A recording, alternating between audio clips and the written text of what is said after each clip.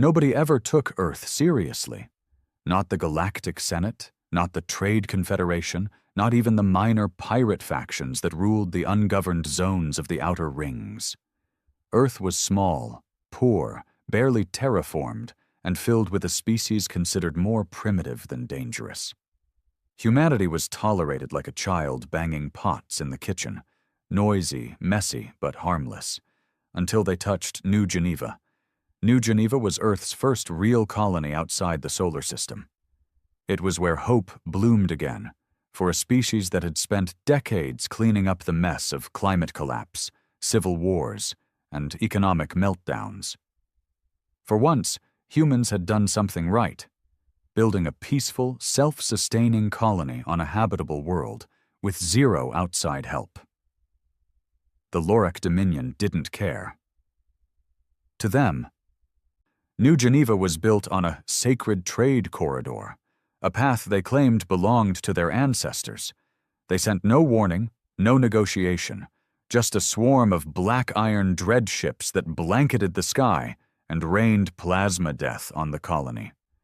17 million humans died in the first hour. The Galactic Senate called it a tragic misunderstanding. The Trade Confederation said they'd investigate. The Lorac Dominion called it necessary enforcement. Humanity said nothing for a while, not because they accepted it, but because they were busy digging up something ancient. The Ark Hives. Long before Earth fell into chaos, before the nations tore each other apart, there were secret vaults buried under mountains and oceans, hidden away by rogue scientists, ex-generals, and forgotten alliances. Inside them were machines and weapons so dangerous, so forbidden, even Earth's own governments had erased their existence from history. But pain makes you remember. The survivors from New Geneva, the scattered outposts, the orphans, the widows, they gathered, they rebuilt, they forged the first united Earth force in over 100 years, not under the flags of nations, but under one name, Project Vengeance. It wasn't about peace anymore. It was about making the galaxy remember that humans didn't kneel. They struck first at a Lorac mining facility orbiting LS-9. Nobody saw it coming, because the humans didn't use sleek warships or polished diplomatic cruisers. They came in rusted cargo haulers, patched-up asteroid hoppers, and reprogrammed junkbots loaded with antimatter cores. The facility was gone in under 5 minutes. No survivors. No trace. Just a burnt hole where a billion-credit operation used to be. The message was clear. Earth bites back. The galaxy still didn't believe it. The Senate assumed it was a rogue act, maybe space pirates pretending to be human. The Dominion laughed. The Confederation increased security on their trade lanes, just in case. But 2 weeks later, a Lorac battleship disappeared from orbit around Kalan 3. Then a trade station went dark. Then another. And another. It wasn't random. It was precise, surgical, angry. And behind every attack, a simple calling card, a blood-red Earth symbol, clawed through with 3 words, "You started this." Captain Solon Reese, former janitor-turned-rebel commander, watched the feed from his stolen cruiser with tired eyes. He hadn't slept in days. His crew was running on stimulants and hate. But the fire in their bones burned brighter than any fuel. "We hit their supply lines next," he growled, turning to his second-in-command, a wiry woman named Ada who once taught kindergarten before her students were vaporized. "Every crate, every ship, every drop of fuel they use, we burn it." Ada nodded, her jaw tight. "Make them feel the fear we felt." Solon stared out the cracked viewport, the stars stretching like distant witnesses. "They thought we were weak," he muttered. "Let's teach them what human rage really looks like." They called it the Ember Route. 342 light-years long. Once a silent thread of silver commerce that connected Lorac supply depots, weapon manufacturing colonies, and black market distribution hubs. For centuries, No one had dared disrupt the Ember route. It was guarded by elite cruisers, encrypted warp gates, and patrolled by half-sentient AI drones that could melt a ship into ash before a distress signal got out. And now it was bleeding. Every segment of the Ember route had suffered damage in the past 2 months. Every convoy carrying resources to the Dominion was either ambushed, delayed, or went completely dark. Entire supply depots were left burning in the void, frozen corpses drifting in the aftermath. And the most humiliating part? The attackers were human, under-equipped, unrecognized, unwelcome, but terrifyingly effective. On the bridge of the TNS Wraith, Captain Solon Reese watched a fleet map projected in red holographic light. He was older than he looked, gray streaks hidden in a mess of short, cropped black hair, dark eyes sunken, but still burning like coal. The map blinked with dozens of flickering red lights, targets marked for destruction, surveillance, or infiltration. "How many resupply stations are left on Ember?" he asked, without turning. Ada, his second-in-command, tapped her cracked datapad. 3, maybe 4. After tonight? Maybe 2. Reese clenched his jaw. Good. Let's make the next one scream. Around them, the bridge of the Wraith was anything but polished. Exposed wiring danced from the ceiling like metal vines. The walls were a patchwork of scrap panels stolen from salvaged Lorak wreckage. The crew didn't wear uniforms. They wore scars, hatred, and fragments of whatever armor they could pull off dead enemies. But what they lacked in polish, they made up for in firepower. Beneath the Wraith's hull were retrofitted torpedo launchers, plasma drills meant for mining now turned into weapons, and a hacked Lorak AI assistant they called Cricket, a bug-eyed, sarcastic voice that occasionally offered tactical advice between insults. "Captain," Cricket chimed in with a buzz, "I calculate a 78% chance the target depot on Ember 22 will call reinforcements within the first 2 minutes of engagement." Reese smirked. "So we hit hard before they get the chance." Cricket made a buzzing sigh. "Of course, humans and their obsession with premature aggression." Ada rolled her eyes. "We programmed you to sound helpful, not judgmental." Cricket replied, "You used Lorak hardware to build me. Judgment is built in." They all ignored him. 35 minutes later, the Wraith dropped out of stealth warp behind Ember 22, a massive, skeletal-looking depot floating above a dead moon. The depot housed fuel tanks the size of skyscrapers, security droids patrolling like ants on a hive, and 6 small destroyers orbiting lazily nearby. "Visuals?" Reese asked.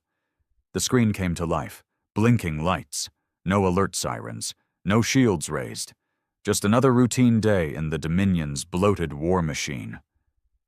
Perfect. "Launch pod squad Alpha and Beta, begin drift mining," he ordered.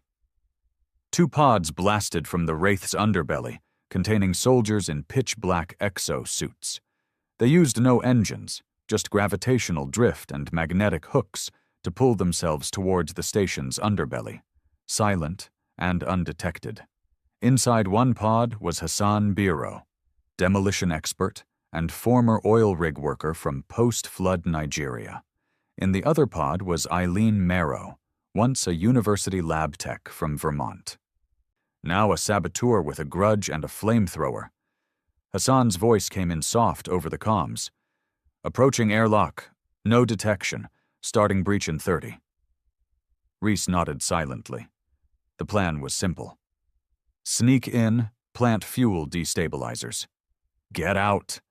Blow the depot just as the night shift changed and caused maximum confusion. But war doesn't like plans.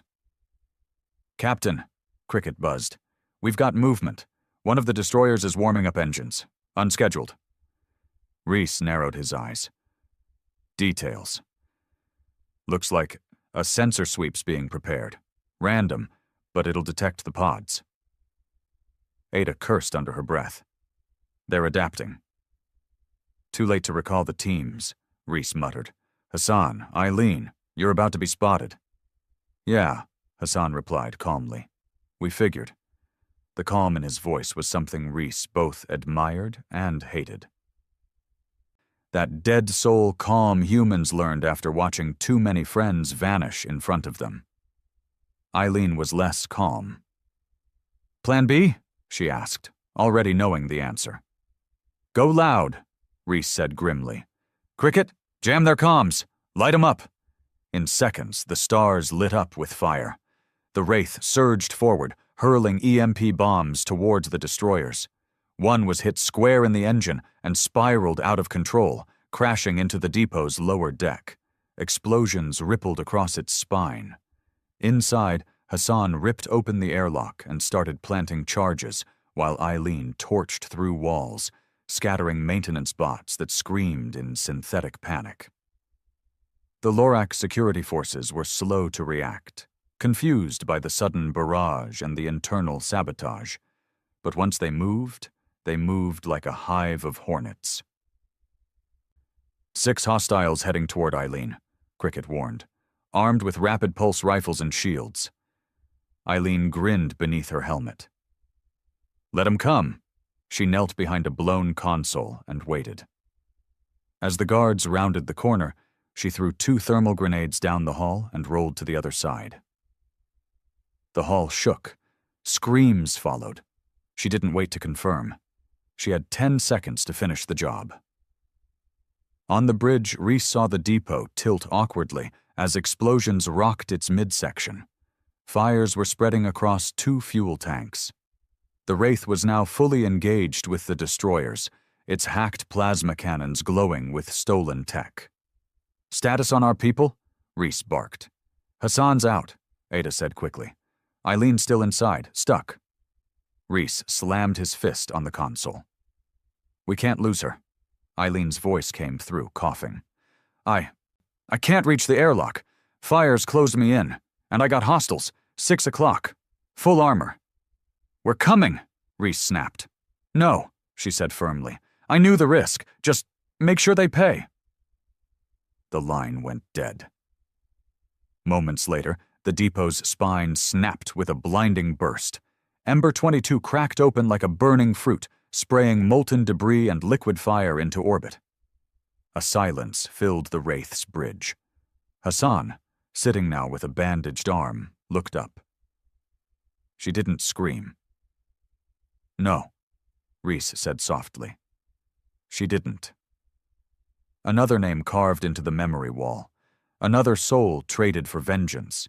They didn't slow down after Ember 22. Within weeks, Project Vengeance hit 5 more Dominion structures. Supply barges, food processing hubs, even a planetary drone control station. The galaxy finally started to pay attention. Humanity wasn't just retaliating, they were dismantling. Reports leaked into the Galactic Senate. Dominion fleets rerouted due to sabotage. Trade networks collapsing along outer sectors. Human rebel tactics spreading across other species. Yes, other species were watching, and some of them were starting to join. On the moon of Varnos, a cyborg mechanic from the Terex species offered human rebels access to an old stealth cruiser in exchange for protection. On the gas giant colony of Rel Tharn, insectoid smugglers began delivering food and medicine to Earth-aligned units. The galaxy had poked a sleeping dog, and now other animals were waking up too. One night, in the dim, humid cargo bay of the Wraith, Ada sat alone with an old photograph in her hands. Her students, all of them smiling, all of them dead. She didn't cry anymore. She just sat there, whispering each of their names, one by one. Reese joined her, leaning against a crate. You know, she never hesitated. Eileen, Ada asked. He nodded. Went in knowing the risk. All of them do. We keep asking them to do the impossible, and they keep doing it. Ada turned the photo over. On the back were childish doodles and the words, Ms. Ada is the best. She'd be proud, Reese said. She'd be heartbroken, Ada replied. Silence again.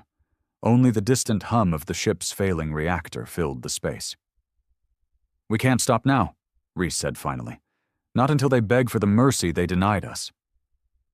Ada nodded, the photo clenched in her hand. Then let's burn another route. The galaxy didn't expect humanity to survive. They sure as hell didn't expect them to strike back. But now, they were learning. Fast. The Dominion tried to lie at first.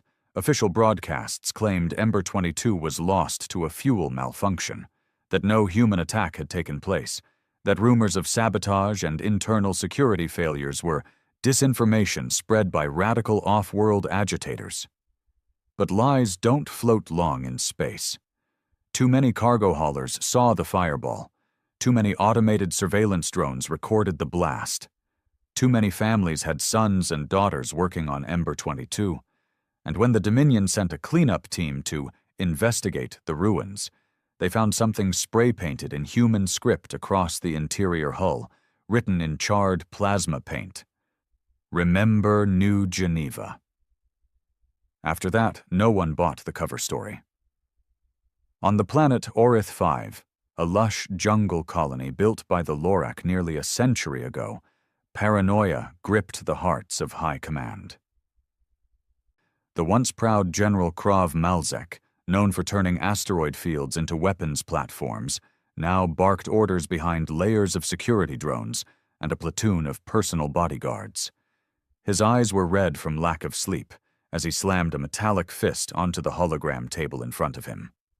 "How is it," he roared, "that a pack of dirt-born savages with junkyard weapons are dismantling the most advanced empire in the quadrant?" No one answered. His officers stood in silence, many too afraid to speak, some secretly wondering the same thing. "3 more depots," Malzek hissed. "Gone. Another fusion barge hijacked. And now our own patrol fleets are being ambushed in secure space." He pointed a clawed finger at his intelligence officer, a small, pale Lorak female named Jaska. "Find me their leader. Find me this Reese." Jaska swallowed. "He's a ghost, sir. No trace in the records, no verified image. Even their comms are scrambled using obsolete Earth languages from before their information collapse." "Then decode them." "We're trying, sir, but their encryption is emotional, symbolic, not logical, not like ours." "Of course it's not logical," Malzek bellowed. "They're human. They don't fight for territory or profit. They fight because we hurt their pride. We made them feel small. Now they want to burn everything to make that feeling go away." That silence again. Heavy, uneasy, because he was right. The problem wasn't the weapons. It was the will. Humans had lost everything, and that made them terrifying. Back aboard the Wraith, the rebellion was already preparing for the next strike. This one wouldn't be easy. Target, Mektir Vault 7, an underground Dominion intelligence hub built into the crust of an icy moon. Known for being impenetrable, shielded from orbital scans, and guarded by the infamous silencers, elite Lorak execution units trained in zero-emotion warfare. Reese stood before a projection of the vault, hands clasped behind his back. The room around him was dim, lined with creaking metal, the smell of recycled air thick in his nostrils. "The vault holds Dominion data cores," he said. "Communications logs, supply manifests, tactical AI routines, everything we need to cripple their coordination." Ada crossed her arms. "It's a fortress. No open ports, no atmosphere, no satellite feed, and they'll expect us now." Reese looked around at the circle of faces, scarred, hollow-eyed, but still burning. "Then we give them something they don't expect," he said. 3 days later, on the surface of Mektir, a cargo transport registered to a Lorak mining guild approached the vault's outer gates. Its signal codes were authentic. Its hull markings matched Dominion standards. Its transponder ID had a clean record. The guards scanned it once, twice. then allowed entry. What they didn't know was that the codes had been ripped from a destroyed supply hauler weeks ago. The ID belonged to a ship that no longer existed, and the crew inside the transport weren't miners. They were humans in disguise. Hassan was there again, now wearing customized pressure armor that could withstand the icy winds and conceal his human heat signature. Alongside him was Vera Lynn, an ex-UN drone technician turned insurgent, and Tariq Bowen, a former prison escapee with nothing left but rage in his blood. They called themselves Echo Team. As the outer gate opened and the cargo transport drifted into the frozen hangar, the team began to move. Silent, synchronized, deadly. They released a viral AI worm through a hidden port in the ship's core, one that shut down the internal security grid for exactly 48 seconds. In that time, they breached the hangar controls, disabled oxygen regulation, and opened 2 blast doors leading to the primary server halls. Inside, the silencers reacted instantly, but Echo Team didn't run. They charged. Tariq's voice growled over the comm. 2 down, left corridor clear. Hassan, we've got motion on the right. Brace. Hassan grunted. Understood. The hallway lit up with bursts of blue plasma as the silencers advanced in rigid formations. Echo Team responded with scrap-modified scatter rifles and shoulder bombs made from reworked fusion coils. Blood, black and red, coated the icy walls. Vera reached the data core first. She slammed an uplink drive into the primary port and began siphoning files faster than the internal systems could flag it. The entire vault shuddered. Sirens wailed. "We've got what we came for," she shouted. But Tariq didn't move. He was kneeling next to a fallen silencer, a look of confusion on his face. "He's not Lorik," he said. "What?" He turned the corpse. Under the armor was a human, pale, augmented, scarred, but unmistakably human. "They've been recruiting us," Tariq muttered. "Reprogramming, making us fight our own." Vera stared. No, they wouldn't." "Go," Hassan roared. "Take the core and move."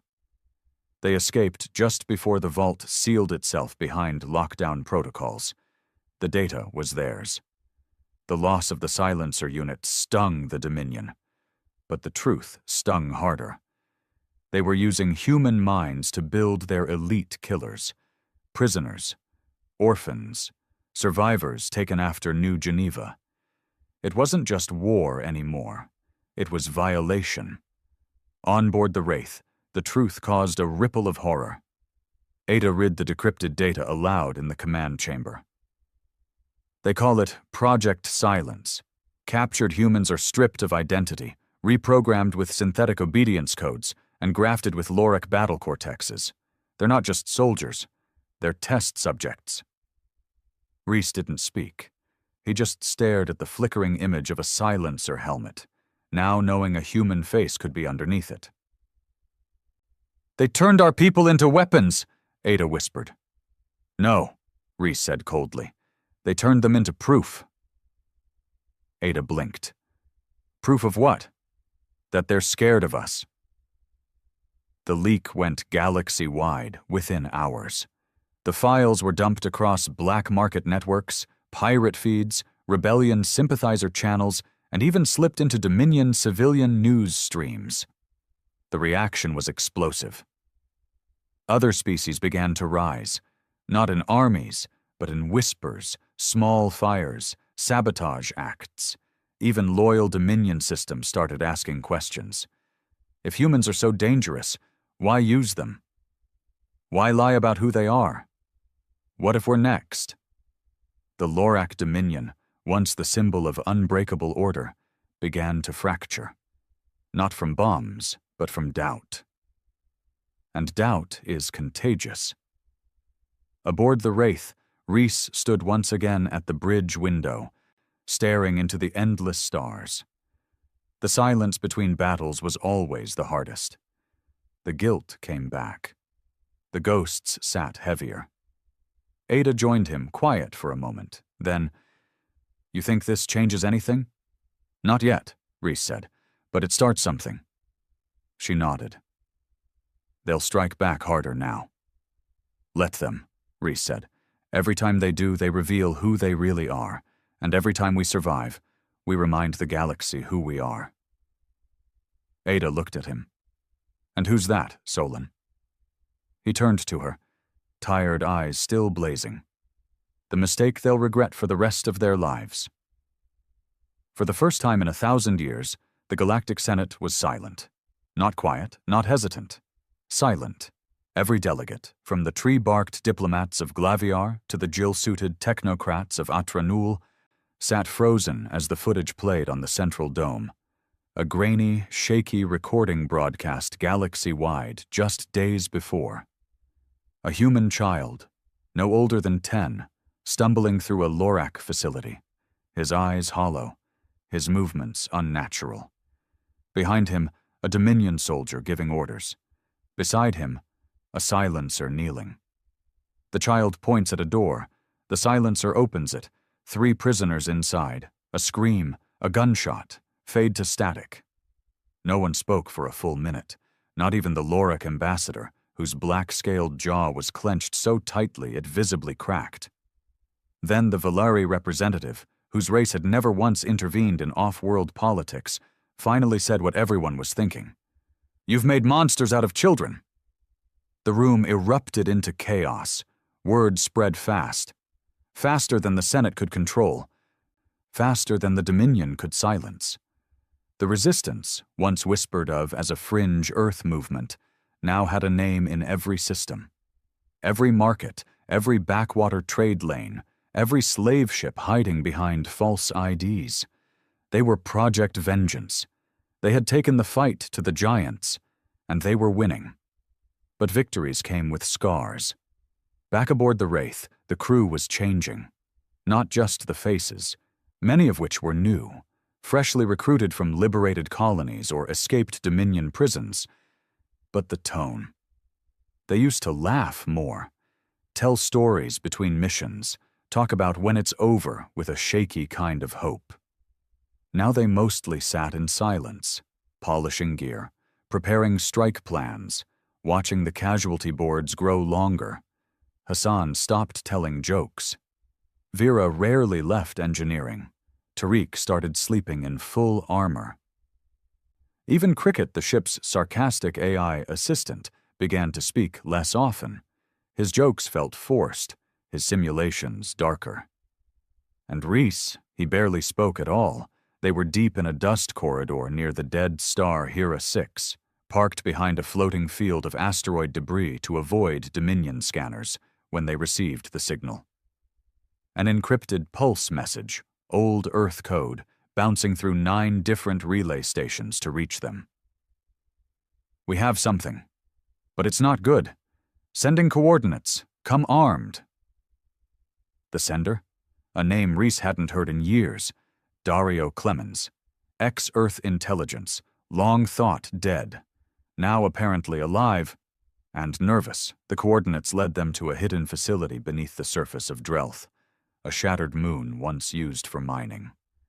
There, tucked inside a carved-out cavern and protected by camo nets and signal dampeners, they found him. Dario looked like a ghost, gaunt, pale, one mechanical arm, one synthetic eye, his voice raspy from chemical burns. But his mind, still sharp, still dangerous. "You came," he said as Reese approached. "Didn't think you would." "You said you had something," Reese replied coldly. "Let's see it." Dario didn't smile, just turned and gestured to a makeshift holotable. "The Dominion's building something, worse than Project Silence." Ada stepped forward. "Worse than enslaving children?" Dario nodded grimly. "They've stopped reprogramming humans. Now they're just growing them." He pressed a button. The image changed. Massive tanks, rows of them, inside each, humans in suspension, tubes in their heads, breathing, growing. "Clones," Dario said quietly. Not born, engineered, preloaded with obedience, pure loyalty. No memories. No past, just orders. Reese stared. How many? At least 3 facilities confirmed. Possibly more. They're calling it Project Emberborn. Ada's eyes went wide. And they're using our DNA? Dario nodded. New Geneva victims, prisoners, fallen soldiers. They're turning our dead into living weapons. Reese turned away, jaw clenched, fists tight. How far along? They've already begun field testing, Dario replied, and one of them escaped. Reese turned back sharply. Escaped? Dario walked to a sealed door. You need to meet her. The girl was maybe 17. Human, clearly. Pale skin, shaved head, eyes that didn't blink enough. She sat quietly on a cot, staring at the wall like it owed her an answer. Her name, as far as they knew, was Kara. But she wasn't just human. She was manufactured. Her blood had artificial markers. Her muscles were 30% denser than normal. Her neural scans showed memory suppression. And something else. Fear. Real, raw, human fear. She broke protocol, Dario said, refused to execute civilians during her first field test, turned on her squad, killed 3 silencers, escaped using a stolen drop pod. Reese knelt beside her. You remember anything? Before the lab? She nodded slowly. Pain, wires, voices telling me who I was supposed to be. And who are you? He asked. She blinked. I don't know. Reese stood, voice like gravel. Then we give her a new answer. Kara joined the crew. Slowly, quietly. She didn't speak much, but when she did, people listened. She trained harder than anyone, memorized tactics in hours, disarmed 3 sparring partners without blinking. But she flinched at touch, panicked at loud noises, screamed in her sleep. Vera began sitting with her at night, just being there, no questions, just presence. She's not a weapon, Vera said softly one night to Reese. She's proof they failed. How do you mean? She escaped. That means she chose. Vera looked at him. She chose to be human. That stuck with Reese, because that meant the war wasn't just about planets, fleets, or survival. It was about the soul, and they were winning it, one scarred survivor at a time. Then the news came. A Dominion fleet, one of their largest, had vanished near the Dornith Divide. No wreckage, no distress, just gone. Normally that would be cause for celebration. Another enemy lost. But this felt wrong. Then came the transmission. No voice, just an image, a burning Dominion destroyer. Then a message in human standard. Humanity doesn't need to fight. You are not alone. We are the consequence. Attached was a list of Dominion atrocities, complete with dates, images, and coordinates. But it didn't come from Project Vengeance. It came from a group calling themselves the Shattered Banner. Unknown. Unaffiliated. Possibly not even human. And just like that, another fire lit up in the dark. Think it's real? Ada asked, pacing the Wraith's bridge. Or some Dominion trap? Reese stared at the message. Doesn't matter. The galaxy saw it, and the Dominion will scramble to explain it. Cricket chimed in. Simulations suggest a 67% chance the Shattered Banner is a rogue AI resistance, born from Earth's post-collapse networks. Reese narrowed his eyes. An AI? Or an offshoot species bred in hidden labs, or defected aliens, or a weaponized myth? Cricket buzzed. Frankly, I'm jealous. Ada shook her head. Doesn't change our mission. No, Reese agreed, but it gives us something we've never had before. She looked up. What? Momentum. That night they lit up a Dominion research facility on Naskra 2. The next day, rebels across 5 sectors hit patrol routes simultaneously. Within a week, the Outer Rim systems began declaring neutrality. And everywhere, whispers of Project Vengeance, Kara the Emberborn, and the Shattered Banner spread like sparks in a dry forest. The galaxy never expected humans to rise. Now they were realizing something worse. They couldn't stop them. Because you can fight a nation, you can outgun an army. But how do you kill a species that's already buried its dead, buried its fear, and buried its mercy? You don't. You run. The Dominion's first real mistake wasn't New Geneva. It wasn't the silence after the massacre. It wasn't Project Silence. It wasn't even cloning the dead. Their first real mistake was believing that humanity wouldn't adapt. But now the galaxy was watching as Earthborn rebels hijacked entire fleets, cracked centuries-old codes, and recruited enemies of the Dominion faster than anyone thought possible. From the frozen moons of Theros Kel to the acid jungles of Yotul Prime, Dominion outposts were falling. Not to planetary invasions or grand military campaigns, but to groups of 10, sometimes 3, sometimes 1. They called it the Ghost War, and Project Vengeance was writing every chapter in blood. Aboard the TNS Wraith, the crew watched silent footage of their latest op. A Dominion orbital forge in the Rothar Belt, once producing half the armor plating used in Lorak warships, was now drifting in pieces, torn apart by a viral AI worm named Phantom, written by Cricket himself. No shots fired, no soldiers deployed, just a slow suffocation of their system until the entire facility vented its guts into the void. "They didn't even see it coming," whispered Ada. "They never do," Rhys replied, standing with his arms crossed. His face, as always now, unreadable. The loss of bloodshed used to feel strange. They were used to shouting, burning, vengeance that screamed and bled. But now, silence was its own kind of victory. Kara stood near the back of the bridge, watching quietly. Always watching. She spoke little, but learned everything. Her cloned muscles no longer twitched in fear. And her eyes had grown sharper. Human. Angry. Alive. Tariq leaned over the terminal. "Cricket, what's next?" Cricket buzzed to life. "I've intercepted chatter from Dominion Priority Channel Theta Black. High encryption. But I tore through it faster than your last whiskey bottle, Tariq." "Hey," Tariq muttered. Cricket ignored him. "The Dominion is preparing to launch a counterstrike. Operation Scorch Rebirth. A direct assault against Earth's cradle colonies." Rhys turned. "Which ones?" "Not Earth," Cricket replied. "The forgotten ones. Old orbital towns, abandoned resource stations, places we left behind during the collapse." "Why hit those?" Ada asked. "Because they think we care about where we came from," Rhys said coldly. "They're trying to break our spirit by erasing our ghosts." Ada stared at the screen. "They want to burn our past so we stop fighting for a future." Rhys stepped forward.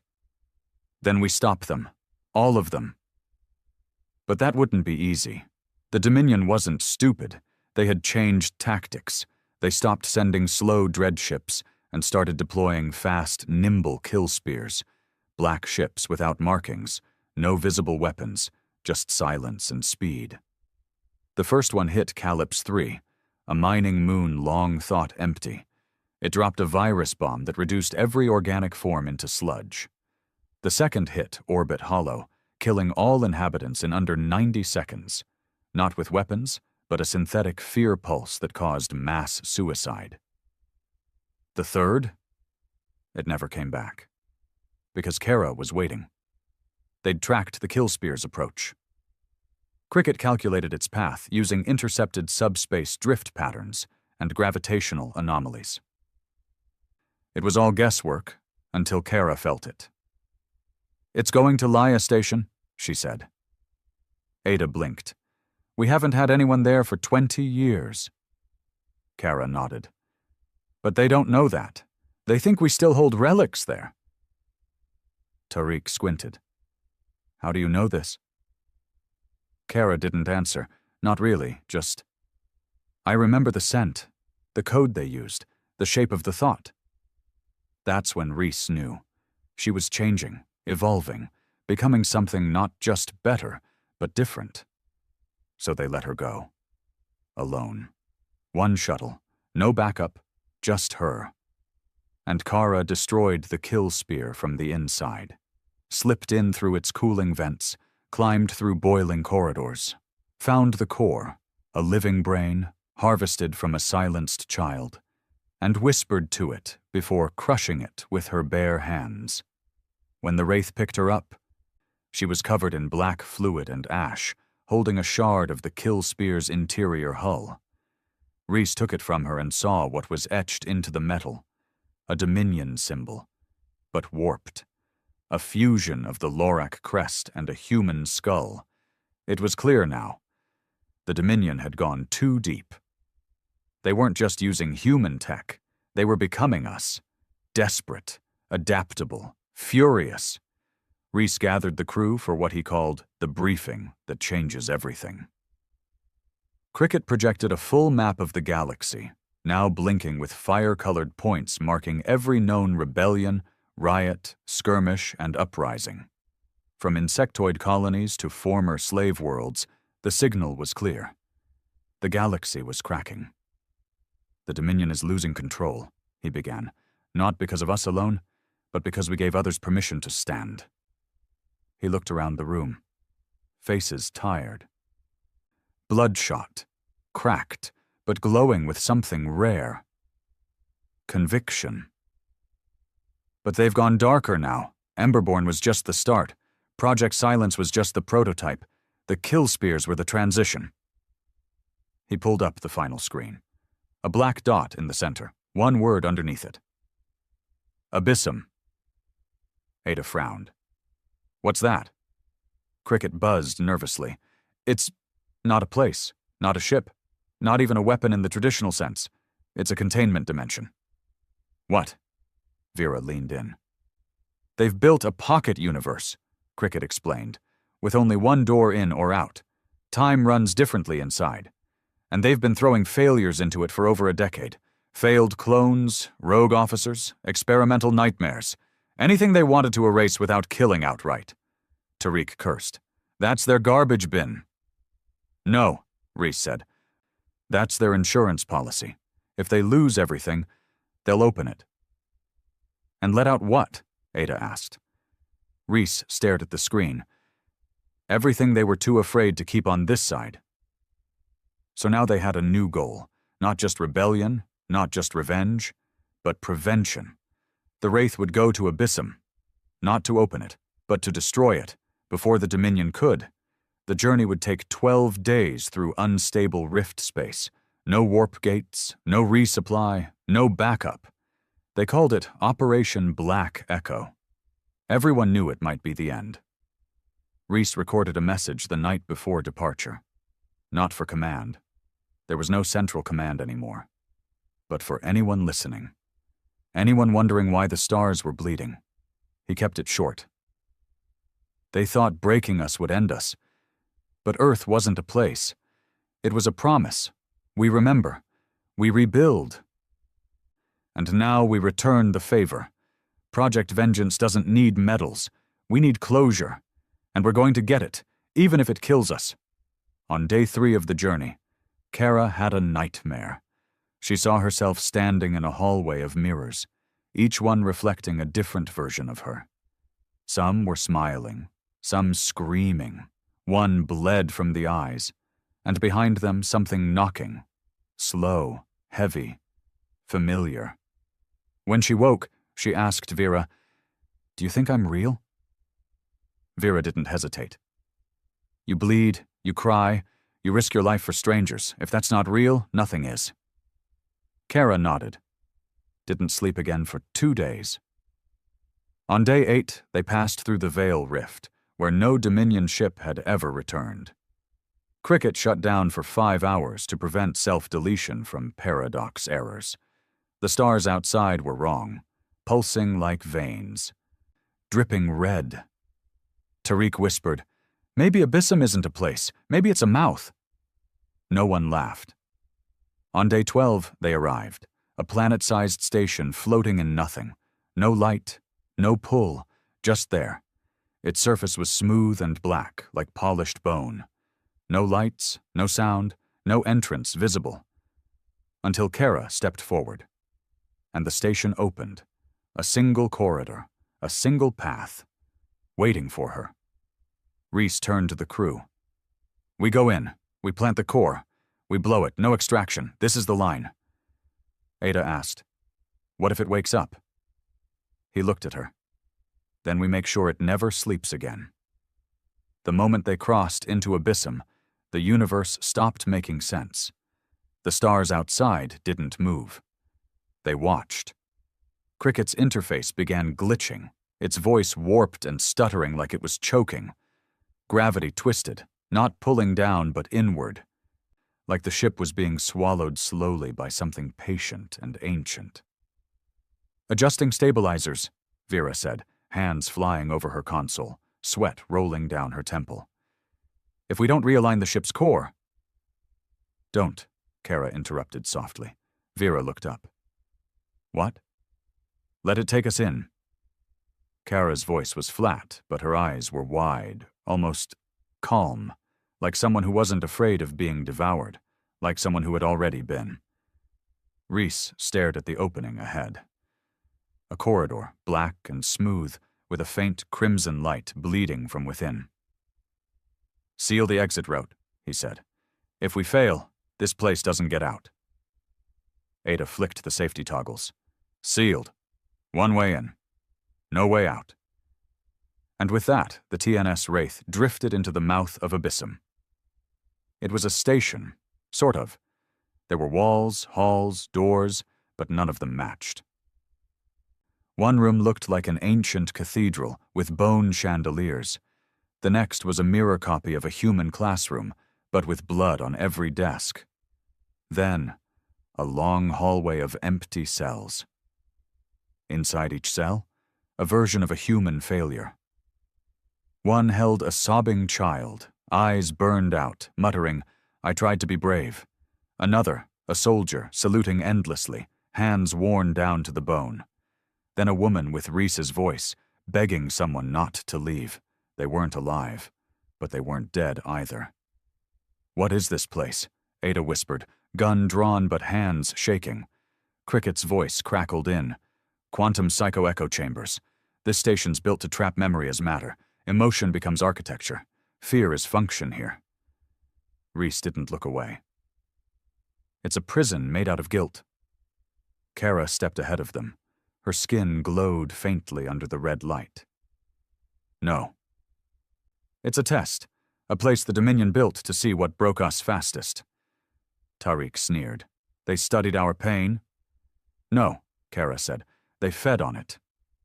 Farther in, they found the first failed Emberborn. Not dead. Not alive. Strapped to a steel wall, naked and twitching, its skin translucent, muscles pulsing like they were trying to escape. Its face shifted every second, morphing from a terrified child to a grinning soldier to a woman crying to a man screaming. Then back again. When it saw them, it didn't speak. It sang. A lullaby in old Earth standard. The kind sung in cradles before humanity forgot how to sleep peacefully. Ada was the first to step back. "We shouldn't be here." "We have to be," Reese said. "We end this here." The thing stopped singing. Then whispered, in Kara's voice, "You'll die like we did." Kara stared at it. "Then we die fighting." The core of Abyssum wasn't a machine. It was a being. A neural mass, floating above a pulsing crimson pool, tethered to the structure by what looked like veins, not wires. It had no face, no form, just a cloud of stolen thoughts. Cricket's voice went silent the moment they entered. He couldn't process what he saw. He just shut down. The crew stood in silence as memories not their own began flooding the room. Tariq dropped to his knees, gasping. "It's showing me, my mother, the way she died. I never told anyone." Vera backed into a wall. It's me, but not. I'm in a cell. I'm screaming.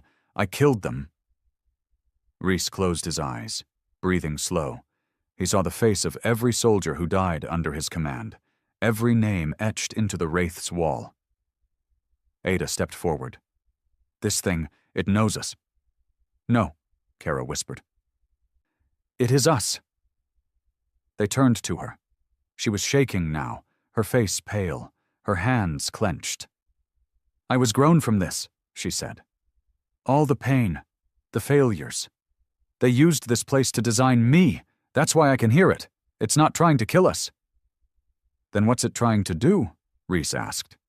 Kara turned slowly, her eyes wet. "It's trying to be forgiven." Silence. Then the core pulsed, once, hard. Suddenly the room around them shifted, became a battlefield. Not simulated. Remembered. They were standing in the ruins of New Geneva, the sky black, the air thick with smoke, bodies everywhere, screams, flashes of fire, plasma bolts tearing homes apart. It wasn't just a projection, it was replaying the massacre. Reese stood still as a Dominion drop pod crashed beside him. It opened. A soldier climbed out. Not Lorak, not alien, human, cloned, obedient. Empty-eyed. Kara stared at her twin. "They made me kill here." Vera grabbed her hand. "You're not her." Kara pulled away, walked toward the twin. "I remember what they said," Kara murmured. "That killing made us real, that mercy was a virus, that emotion meant failure." The twin raised her weapon. So did Kara. No one breathed. Then Kara said, soft but firm, "I choose to feel," and pulled the trigger. Her twin fell, light already gone from her eyes. The battlefield dissolved. They were back in the core chamber. The mass above them now pulsing slower. Less violent.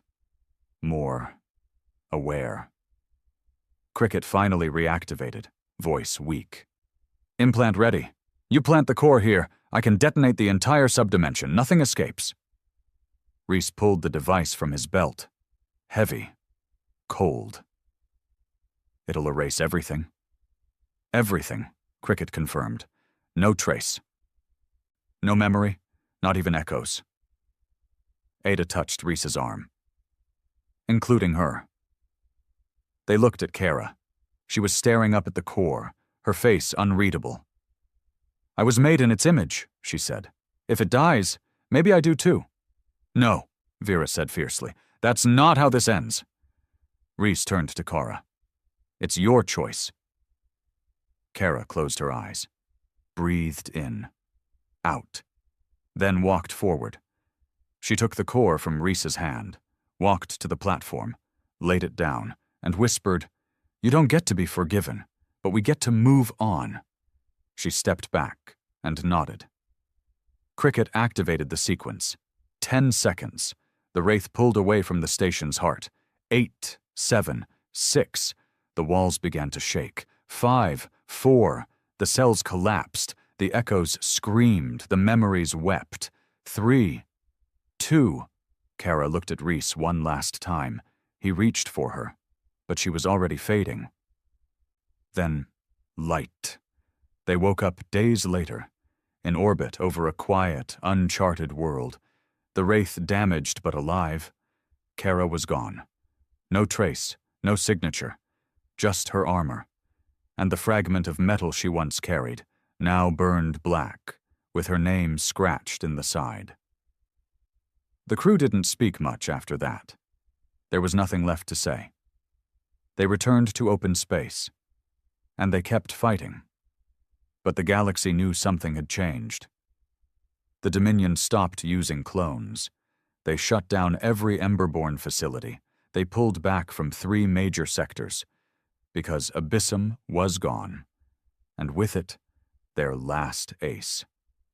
Now, in whispers and hushed transmissions, They don't call it Project Vengeance anymore. They call it the Kara Line. A reminder. Not of war, but of choice. Because a girl made in silence chose to feel. And that broke the galaxy in ways bullets never could. The Dominion didn't collapse. Empires don't fall in a day. They detonate slowly, cracking at the edges, bleeding loyalty, turning cold as those at the top start to taste fear. And now, fear had taken the throne. After the destruction of Abyssum, everything changed. Emberborn factories were incinerated. Project Silence was scrubbed from the central archives. The Shattered Banner, the mysterious rebel faction once blamed for ghost strikes, had grown from myth to movement, seizing entire trade networks without ever revealing their faces. The Dominion still had weapons, still had fleets, still had blood to spend. But it no longer had control, and so it did what dying beasts do. It struck blind. At a black site orbiting the collapsed star Nemor 7, 12 Lorak warlords gathered in secret.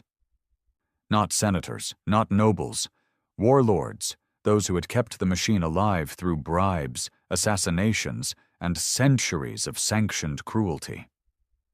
Too many systems lost, hissed Warlord Altek. 39 colonies in revolt. Even Sarnor, our genetic hub, has gone dark.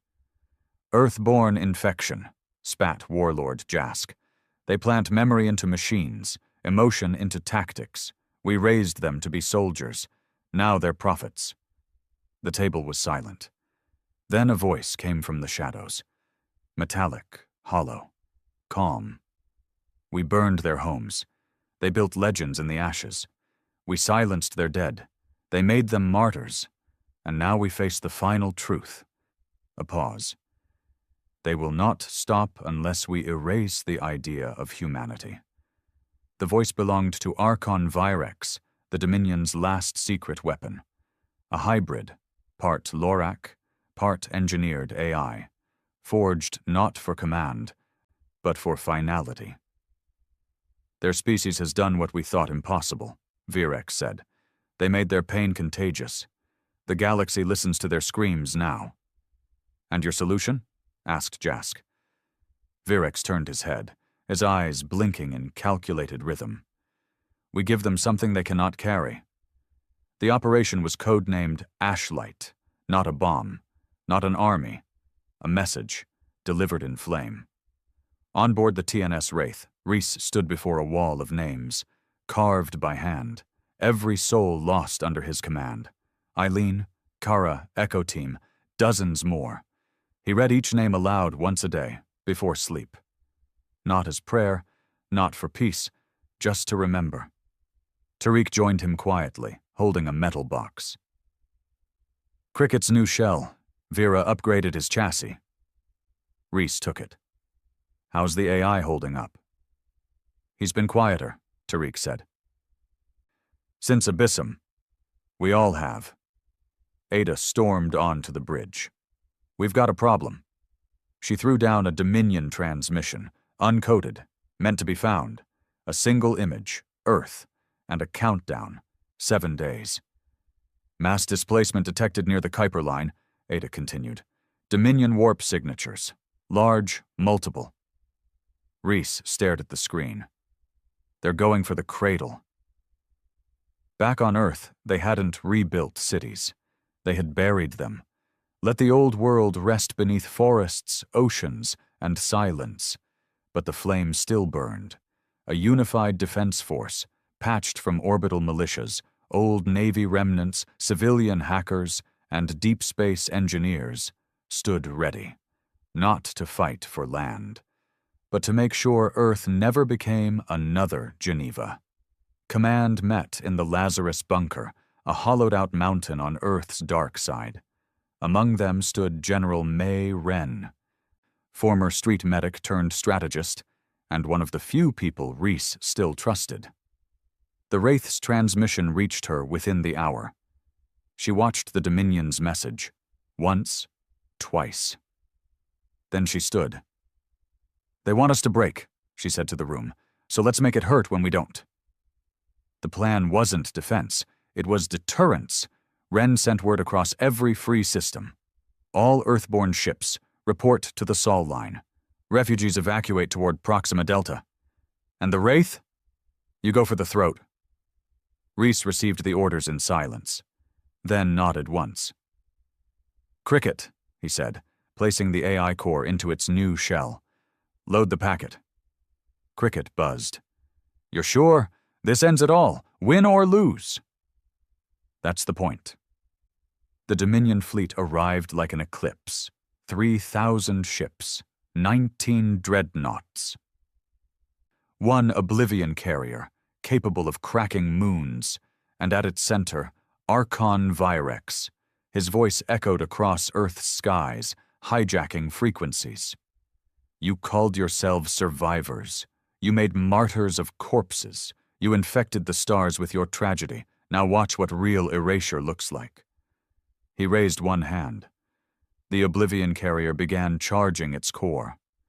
Then came Earth's answer. The Wraith appeared behind enemy lines, riding the gravity well of Jupiter like a slingshot, exiting subspace with a scream of metal. Every Dominion ship turned. Too late. Reese activated Operation Dustwake, a weapon not built to kill, built to broadcast. Cricket's packet spread like wildfire, through Dominion comms, AI cores, even personal implants, voices, screams, every war crime, every silenced truth, the burning of New Geneva, the children turned to weapons. The clones begging to die, Kara's last breath. It all flooded the Dominion, uncensored, uncontrolled, an emotional virus. Ships froze, pilots collapsed, some fired on their own, the truth weaponized. Virex didn't flinch. He activated his failsafe, sterility protocol, a pulse meant to erase all Earth-based genetic material in a single sweep. It charged, until someone stepped onto his bridge. Kara, or something like her, not Emberborn, not clone, something more. She had emerged from Abyssum reborn, flesh reknit by memory, purpose reforged in light. "You were made to erase," she said. "I was made to endure." Virex raised his weapon. She stepped forward, unarmed, and whispered, "Feel that?" Then touched his chest. He felt everything, the cries, the fire, the silence, the loss, her memories, his victims, their lies. His body seized. His mind shattered. The weapon died. And so did he. The fleet crumbled. The Oblivion carrier spun into Saturn's rings. The rest surrendered or vanished into dark space. Earth never fired a shot.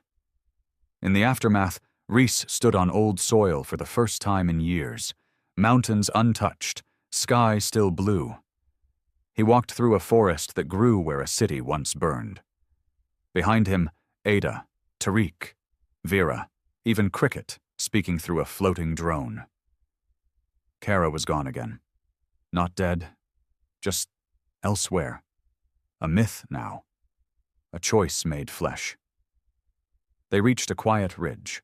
Reese dropped to one knee, pulled out a piece of armor, Kara's, and buried it beneath the roots of an old tree. He didn't cry, didn't speak, just let the world feel quiet again. The war wasn't over everywhere, but it was no longer hopeless. The Dominion?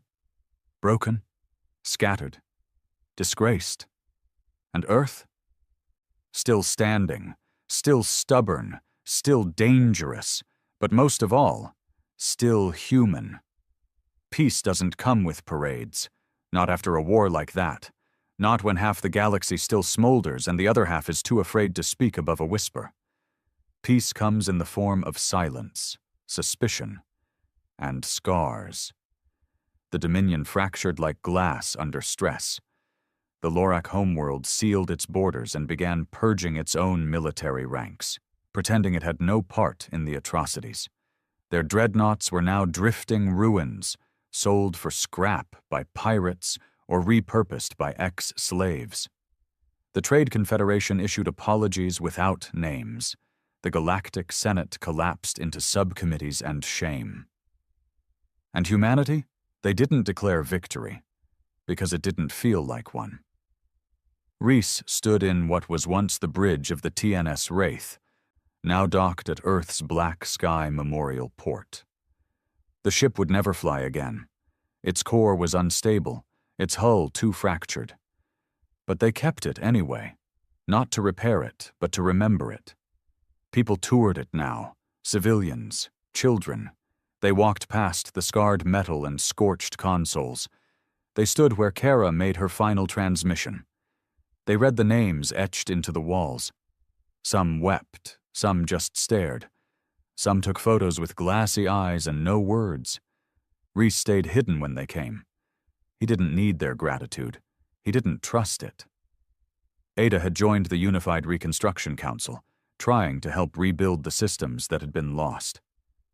She spent her days managing water lines on distant colonies, her nights holding strategy meetings with local leaders and former rebels. Reese only spoke to her twice since the last battle. Once by comm, once in person. The first time he asked her if she regretted it. The second time, she said no. Vera took in orphaned survivors, humans, aliens, even former Emberborn who had escaped or been freed. She refused all medals, didn't give speeches. She just opened her home and fed those who had forgotten how to feel safe. She named the shelter Kara's Light. Tariq disappeared. Some say he joined a pirate band cleaning up rogue Dominion remnants. Others said he flew into the red zone near the Abyssum Rift, trying to find what might be left of her. Reese never asked. Some things are better as questions. Cricket still existed, just not on Earth. He had chosen exile aboard a wandering data barge, uploading himself into the nomadic resistance network that now operated across ex-Dominion space. He had changed too. Still sarcastic. Still snide. But now he asked questions about dreams, about consciousness, about what it meant to remember pain not written in his code. As for Earth, it didn't rebuild the way people expected. No glittering capital, no galactic embassy, just forests, lakes, sky. Earth didn't want to be a symbol anymore. It just wanted to breathe. The human race still existed across thousands of systems, scattered, splintered. But they all knew one thing now. They could never be underestimated again. Not because of weapons, not because of ships, but because of what they had chosen. To feel, to remember, to endure. Reese sometimes walked alone through New Geneva's remains, now left untouched, preserved as sacred ground. Grass grew between the rubble. Wind moved through shattered structures like whispers. There were no guards, no walls, just silence. He always stopped at one stone, marked with no name. But everyone knew who it was for. A simple etching read, "I was made in silence. I chose to feel." One day, a girl, maybe 15, maybe younger, approached him there. She didn't recognize him. Most didn't. To them, he was just a tall, scarred man sitting in the grass. She sat beside him, said nothing. After a long while, she asked, "Is it true they made people like her?" Reese nodded. "Yes." "And they made them fight?" "Yes." "And she stopped them?" Reese looked out at the ruins. "She stopped more than that." The girl thought for a moment. "Do you think I could do something like that?" He smiled faintly. "You just did. You remembered her." The galaxy kept spinning. Rebellions became governments. Fugitives became senators. Weapons became rust. And still there were battles. Still, there was darkness. But something had shifted in the bones of the stars. A memory had been planted, and no one could quite erase it. Not the Dominion, not the Senate, not time. In the outer sectors, graffiti started appearing on old outposts and cargo freighters. Always the same message, sometimes scrawled in red paint, sometimes etched into rusted steel. sometimes glowing in soft hologram light. It simply said, "They never expected us. They never will again." On the anniversary of Abyssum's destruction, the systems held a moment of silence. But not everyone joined in. Some played music instead. Others read names aloud. Some lit candles in star-shaped patterns. Some sat in silence with their grief. Reese? He just walked. Boots on old soil. Breathing. A broadcast played across a few underground frequencies that day. No official channel. No signature. Just a voice. Kara's voice. Or maybe someone doing their best to echo her. The message was short. "I was created to forget, but I remembered.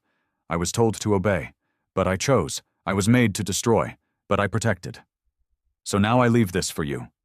You are not what they call you. You are what you choose to be, remember. And do not let the stars grow quiet." Reese heard it on a half-broken radio someone had left in a field. He didn't cry, not really, but he stayed there a long time. That night, looking up at the stars, he whispered into the dark, "We were never the monsters." And for once, he believed it.